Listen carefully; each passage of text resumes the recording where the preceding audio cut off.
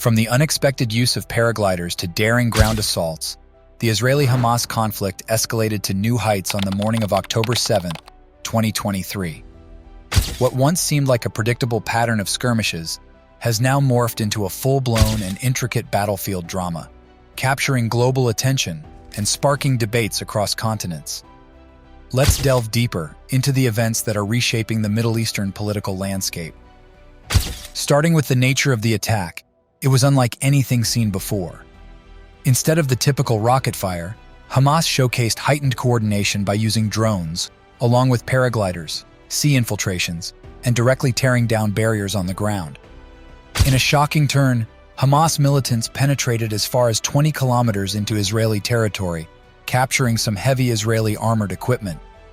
While this might not be strategically pivotal, it certainly serves as a propaganda win for Hamas. Flat fields extending from the Gaza Strip into Israel became the primary battleground.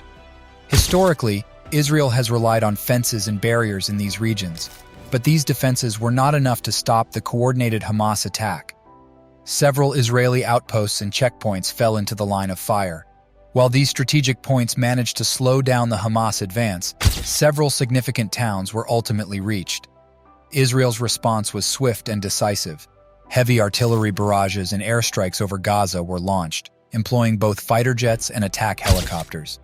A major concern for Israel was the rapid launch of 5,000 rockets by Hamas, some even reaching the metropolis of Tel Aviv, with an apparent strategy to overwhelm Israel's sophisticated air defenses.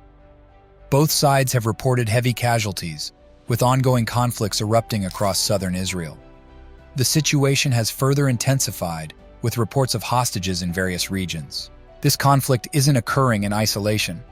Recent military activities include the bombing of a power station and drone attacks, tactics reminiscent of those observed in the Ukraine conflict.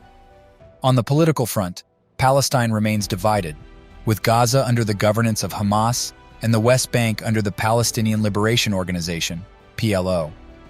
While the PLO receives significant aid from international powers like the US and the EU, concerns persist about this funding inadvertently reaching Hamas. Hamas's stance towards Israel has witnessed an evolution. Shifting from their initial aggressive posture, advocating for Israel's destruction, their current position appears more tempered.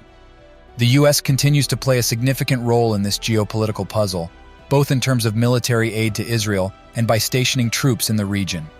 The United States has provided billions of dollars in military aid to Israel over the years.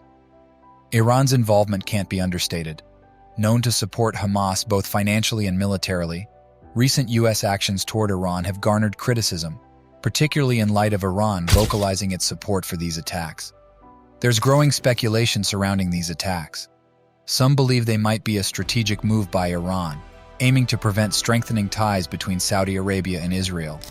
Adding to the tension is the timing of these attacks, coinciding with the Yom Kippur holiday and mirroring the anniversary of the Yom Kippur War. Hours later, Israel and Lebanon's powerful armed group Hezbollah exchanged artillery and rocket fire following the deadliest attack in years. There were no immediate reports of casualties in either Lebanon or Israel from Sunday's exchanges of fire. Questions arise. What does the future hold? Will other Arab countries get involved?